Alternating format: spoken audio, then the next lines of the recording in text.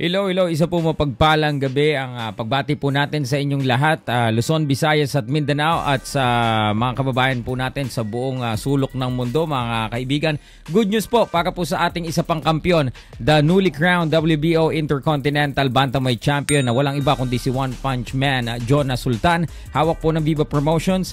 At ang kanya pong local promoter ay ZC Kings, no? Sa pamumuno po ni Sir Juni Navarro ng Zamboanga Valientes. Mga idol, napakarami na pong nagsasabi, nag-aabang kahit wala pa man na newly released rankings ng WBO na ang daming umaasa na Jonas Sultan will now be included sa top 10 ng WBO latest rankings.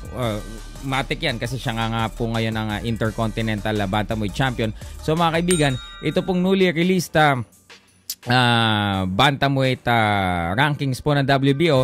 Una na dyan mga kaibigan, syempre ang kampiyon po ay si John Riel Casimero. Ang number 1 contender at ang mandatory challenger.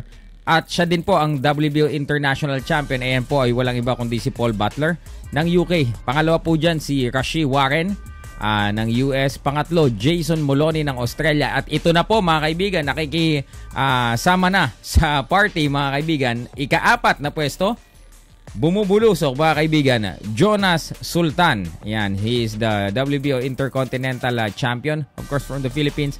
Sumunod na po dyan, Nikolai Potapov ng Russia, Vincent Astrolabio also from the Philippines, ranked number 6.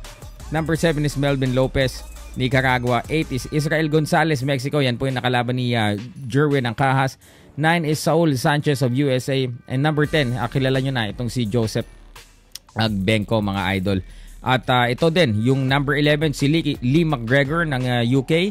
Number 12 si Yukashir Farouk ng hindi natin alam kung anong bansa. Number 13 is si Keita Kuhinara ng Japan. 14, ito po mga kaibigan, kilala nyo din si Aston Palicte ng Pilipinas.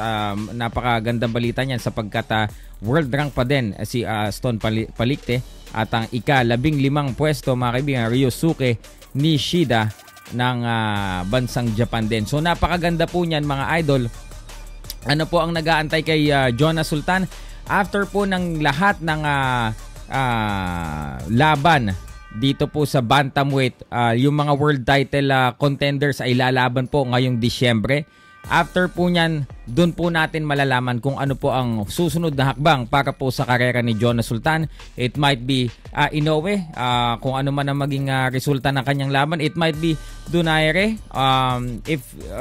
kung ano man mangyari sa kanilang laban. Of course, ng isa ding MP fighter at Sandman fighter na si Raymart Gabalio. And syempre nandiyan din yung option ng WBO kung ano man pong mangyari sa laban ng kampiyon na si John Riel Casimero at ng world title challenger na si Paul Butler.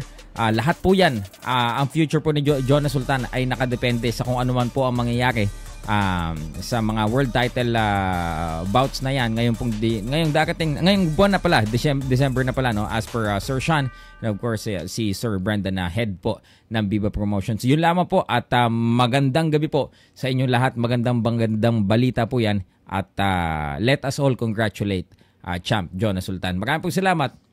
Peace out.